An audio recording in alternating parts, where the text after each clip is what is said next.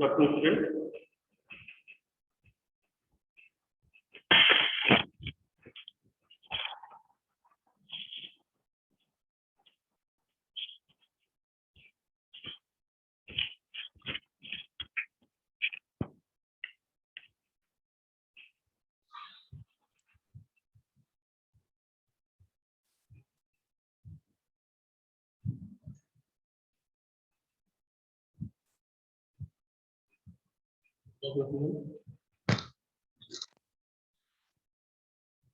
आइए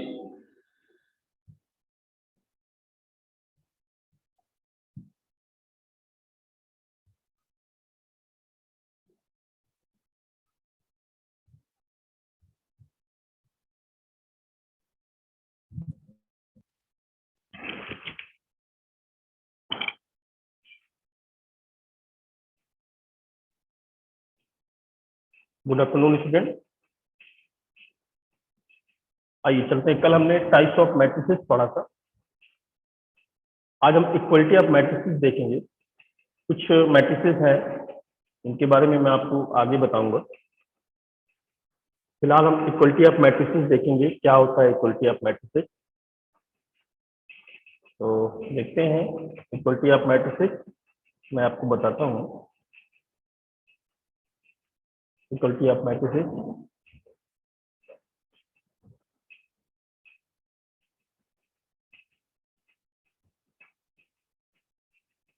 मैंने screen share की।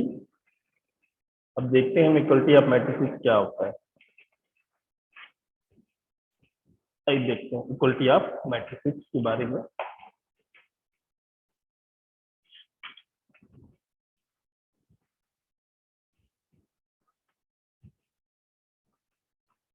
देखिए, इक्वलिटी ऑफ मैट्रिसेस जैसे कि मैंने कल भी बताया था, मैं आज भी आपको उस चीज के बारे में डिस्कशन कर रहा हूँ।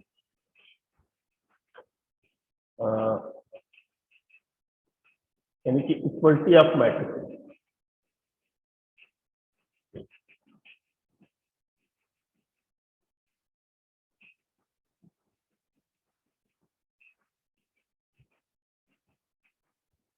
Equality of matrices.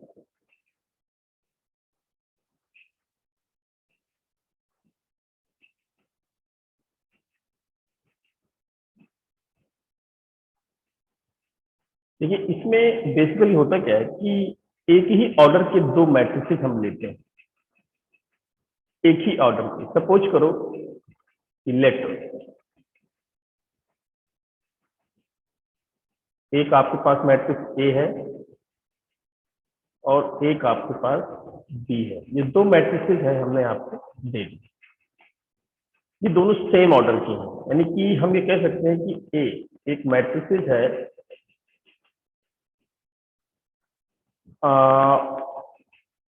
जिसका ऑर्डर हम कह सकते हैं कि m क्रॉस m। ये इसका एक ऑर्डर है, m क्रॉस m। और एक दूसरा मैट्रिक्स है b, यस b, इसका ऑर्डर है m क्रॉस m। ये भी मान लीजिए हमने m क्रॉस m ले लिया, यानी कि सेम ऑर्डर की है। तो इक्वलिटी ऑफ मैट्रिसेस वो होता है कि जैसे दो मैट्रिसेस हैं, दोनों अगर वो इक्वल सब कहे जाएंगे जब ए का प्रत्येक एलिमेंट बी के करस्पॉन्डेंस एलिमेंट के बराबर, यानी ए का प्रत्येक एलिमेंट बी के करस्पॉन्डेंस एलिमेंट के बराबर, हम इसको ए इक्वल्स टू बी वी कह सकते हैं, क्योंकि सेम ऑर्डर की मैट्रिक्स है और मैं कह रहा हूं कि ए का प्रत्येक एलिमेंट तो बी के करस्पॉन्डेंस एलिमेंट के बराबर, बी के करस्पॉन्डेंस एलिमेंट के बराबर। तो हम क्या कह देते हैं, ए इक्वल्स टू बी। नॉर्मली अब देखते हैं इक्वलिटी ऑफ मैट्रिक्स। इसको बहुत छोटा सा कॉन्सेप्ट होता है इक्वलिटी ऑफ मैट्रिक्स। जैसे कि हम इसमें देख लेते हैं नॉर्मल। आप देखिए कि सपोज हम कोई मैट्रिक्स लेते हैं एक मैट्रिक्स हमने लिया ए और हमने यहाँ पे एक एलिमेंट रखा हुआ है, रख दिया ए 1 1। ओके, और ये आपका एक एलिमेंट है ए 1 2 है। ये आपका है ए 2 1, ये आपका है ए 2 2। This is the matrix of A, right, ये ए है। अब ये इक्वल किसके होगा, सेम ऑर्डर की दूसरी मैट्रिक्स यानी कि हम कह रहे हैं बी, अर्थात बी 1 1 एंड बी 1 2। ये आपका बी 2 1, ये आपका B 2 2। This is the matrix of B. Okay, तो ये सेम ऑर्डर का मैट्रिक्स है। देखिए इसमें भी 2 बाई 2 का एलिमेंट, ये 2 बाई 2 का एलिमेंट, देखिए ये ऑर्डर इसका 2 बाई 2 है, और ये भी 2 बाई 2, यानी कि 2 रो हैं 2 ही कॉलम है, यहाँ पे 2 रो हैं एंड 2 कॉलम है, राइट। तो ये यहाँ पर हम देख रहे हैं this is equality of matrix.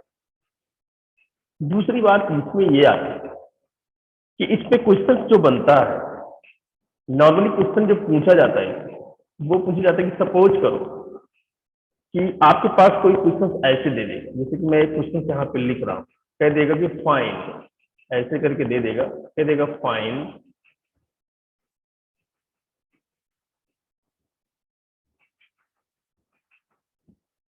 X and Y, ऐसे क्वेश्चन बोल दिया उसको, और नीचे मैट्रिक्स दे देगा ऐसे करके। जैसे पहला उसने मैट्रिक्स दिया था x plus 1 Y,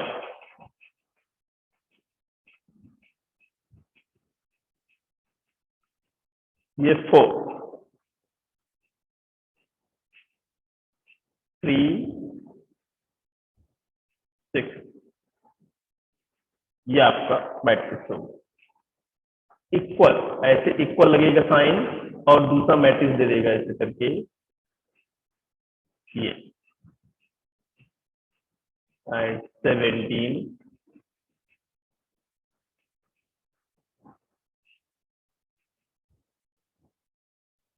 4, yes, and ये हो गया 3, यहाँ पे दे दिया 4 एक्स प्लस वाई, ये दे दिया। अब यहाँ पे एक चीज ये देख लीजिएगा, तो मैं थोड़ा सा आपको हेल्प कर देता हूँ यहाँ पे, तो मैं हटा देता हूँ यहाँ से।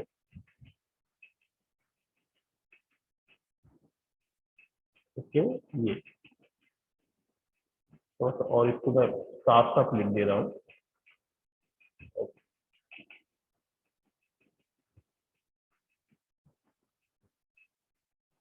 ये ये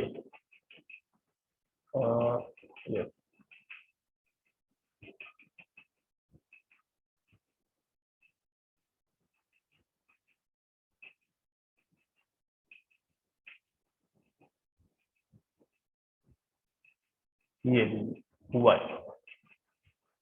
अब आप देखते होंगे, ये तो मैट्रिक्स था वो वाला, राइट। अब हमें इन दोनों में कंपैरिजन मैट्रिसेस है। देखिए आप जरा गौर से देखें, ये वाला एलिमेंट और ये वाला एलिमेंट करस्पॉन्डेंस एलिमेंट इक्वल है according to definition in equality of matrices. ये वाला एलिमेंट और ये एलिमेंट इक्वल है, ठीक है ना। नाउ नाउ एक ही क्वेश्चन समझना है, लेकिन बहुत अच्छे से समझना है ना।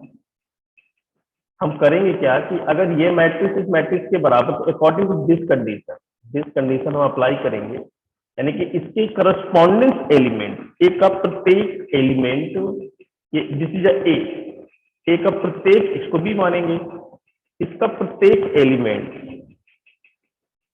बी के प्रत्येक एलिमेंट के बी के करस्पॉन्डेंस एलिमेंट के बराबर हो। This is a definition. Okay, according to this concept x plus, हम इसको वही कॉन्सेप्ट अपनाएंगे, जैसे कि पहला एलिमेंट है x plus 8y, right, 8y equals to क्या हो जाएगा, जिसके पहले एलिमेंट के बराबर होना चाहिए ना, this is 17, the first equation, right. And then अब ये तो इक्वल हो ही गए, अब देखिए ये वाला हमें एक्स वाई के मान चाहिए ना, तो 4x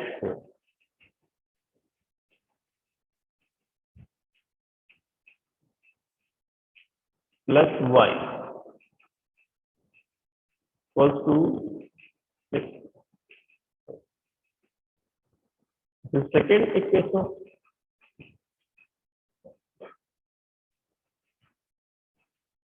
तो अब यहाँ पर हम क्या देखते हैं कि ये वाला इक्वेशन, ये वाला इक्वेशन हम दोनों को बराबर मिल गया, ठीक है। अब हम इन इक्वेशंस को सॉल्व कर सकते हैं। 5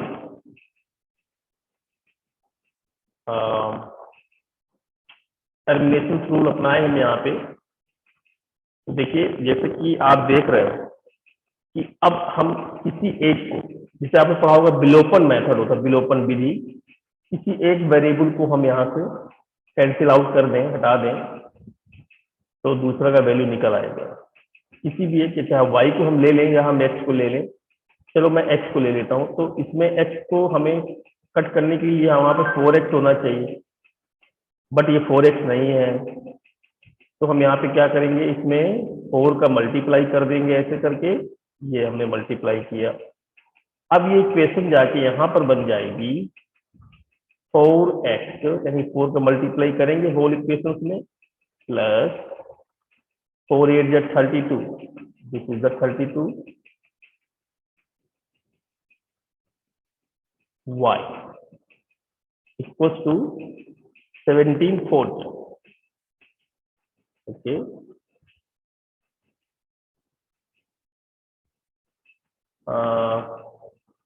8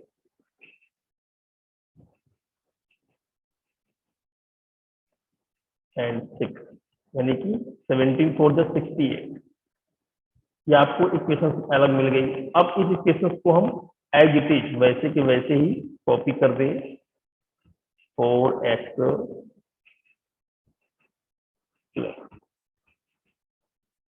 y इक्वल्स टू, और इसमें हम पहली इक्वेशन में दूसरी इक्वेशन को क्या करें, घटा दें। हम घटा देंगे तो माइनस कर देंगे, ये आपका कट जाएगा। अब 32y and minus 1y, 31y, yes 31y equals to, ये कितना बचेगा, 62।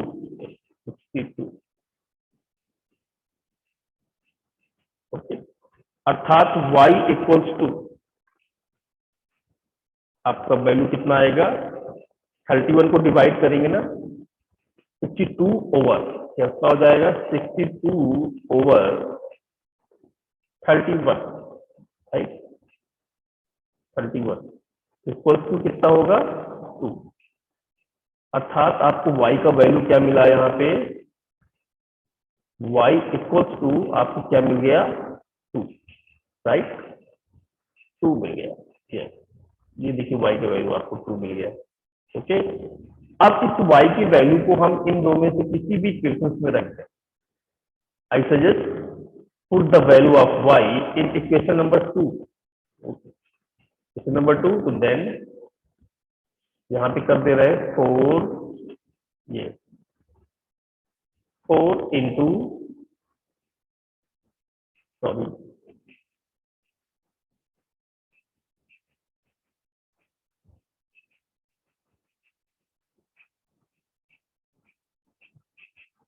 4x, okay, 4x plus 2 equals to 6। Okay, अब इसमें x की वैल्यू अपन को निकालनी है, तो 4x इक्वल्स टू 6 माइनस का 2, अर्थात 4x equals to 4, right, 4। x equals to 4/4 equals to 1, अर्थात x का वैल्यू क्या आया आपका 1। तो ये आपका x का वैल्यू यहाँ पे आ गया। तो इस तरह हम इक्वलिटी ऑफ मैट्रिसेस से रिलेटेड क्वेश्चंस कर सकते हैं। क्वेश्चंस को हम कर सकते हैं।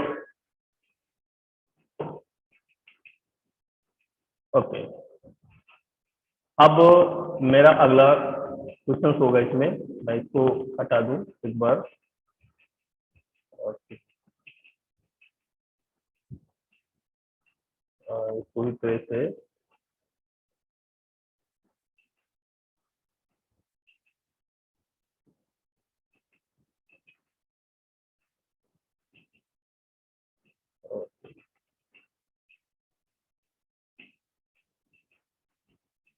आपका हो गया।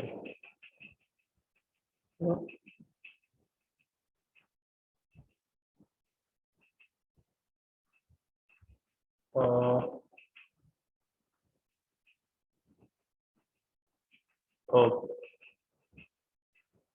तो हम अब अगला क्वेश्चन करते हैं इसमें। चलिए देखते हैं अगला क्वेश्चन। सपोज थोड़ा सा बड़ा क्वेश्चन ले लें या कोई छोटा सा क्वेश्चन ले लें, बड़ा क्वेश्चन ही ले लेते हैं ताकि आपको समझ में आ जाए। थोड़ा और बड़ा क्वेश्चन करके देखते हैं इसमें। चलिए, जैसे क्वेश्चन दिया हुआ आपका में दिया हुआ है a+3, ओके, a+3 और ये दिया है 2b + 5, ओके, और ये दिया हुआ है -c + 4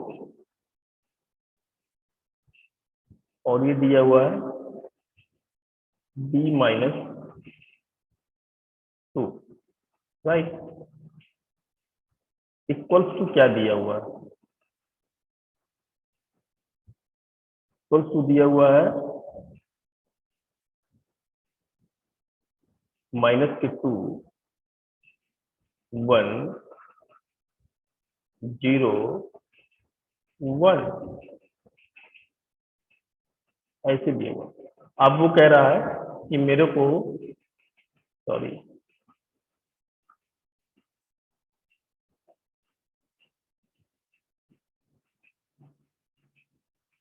okay, this is the 4,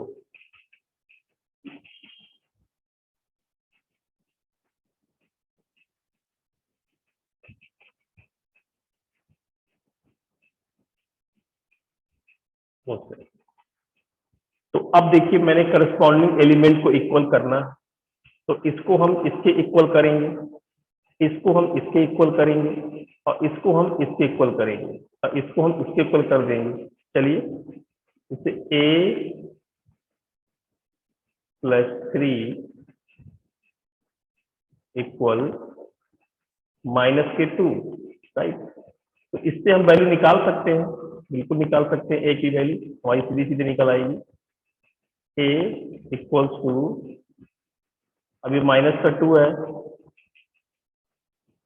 ये -2 है, यस, -2, तो ये उधर जाएगा तो ये पक्षांतर करेंगे तो भी माइनस का हो जाएगा, यस। आंसर कितना आएगा? -5, राइट। ए की वैल्यू आई -5।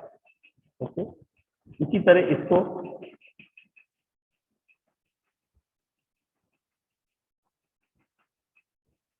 2b प्लस 5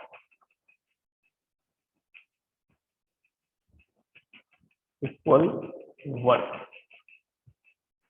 तो ये वैल्यू क्या आ जाएगी यहाँ पर, 2b इक्वल, ओके, पक्षांतर करेंगे तो 1 माइनस 5, साथ वैल्यू कितनी आई, माइनस का 4, अर्थात 2b इक्वल माइनस का 4। ओके, यानी कि इक्वल आपका वैल्यू कितना जाएगा, -4/2, यानी कि माइनस का 2, राइट। तो आपको b का वैल्यू मिल गई। अब इसको हम इससे इक्वल करेंगे तो माइनस का 3 plus 4 equal 0, implies that -c equal, पक्षांतर करेंगे तो कितना हो जाएगा, माइनस का 4, यस, इक्वल 4।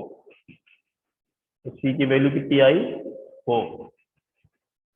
ओके, इसी तरह आपका d, यस, d माइनस का 2 इक्वल 1, पक्षांतर कर देंगे, implies that, तो d इक्वल टू 1 हो जाएगा प्लस का 2, आएगा वैल्यू 3। तो आपने देखा कि यहाँ पर जो वैल्यू आई, पहले a की वैल्यू देखते हैं, तो हम समराइज कर लें, a equal to -5, okay, and b equal to minus का 2, एंड c इक्वल टू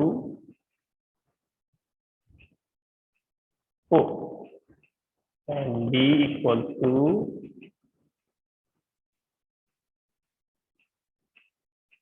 3। तो ये जो वैल्यू आपकी आई, जिसको आप देख रहे हैं, हमने आसानी से निकाली। अब इन सबको हम प्रूव करें, क्या ये वाला मैट्रिक्स इस मैट्रिक्स के बराबर आएगा। तो अगर वैल्यू पुट करें, a इक्वल टू -5 यहाँ पुट करेंगे तो -5 + 3 कितना आएगा, -2, यहाँ पे आ रहा है। अब ये इसके बराबर हमने किया है, तो b की वैल्यू कितनी है, -2, ये देखिए, तो यहाँ -2 करूंगा तो -2 × 2, यानी -4 + 5, तो +5 बड़ा है, तो आंसर क्या आएगा, 1, +1। एंड c की वैल्यू देख रहे हैं 4 है, तो यहाँ पे मैं c की वैल्यू 4 करूंगा, वैल्यू कितनी आएगी, 0 आ गई। तो d की वैल्यू 3 है, यहाँ रखेंगे तो 3 - 2 = 1, दैट्स इट, यानी कि हमारा ये आंसर ओके है, हमने सही सॉल्व किया। तो ऐसे क्वेश्चन बहुत इंपॉर्टेंट होते हैं मैट्रिसेस में, इक्वलिटी ऑफ मैट्रिसेस में पूछे जा सकते हैं। आई होप कि आप लोगों को समझ में आ गया होगा। इसकी प्रैक्टिस करना है, आप लोगों को करते रहिए। ऐसे क्वेश्चंस की लिस्ट, कुछ क्वेश्चंस, मल्टीपल क्वेश्चंस मैं भेजूंगा आपको पीडीएफ बना के, तो घर बैठे आप कर सकते हैं। ओके,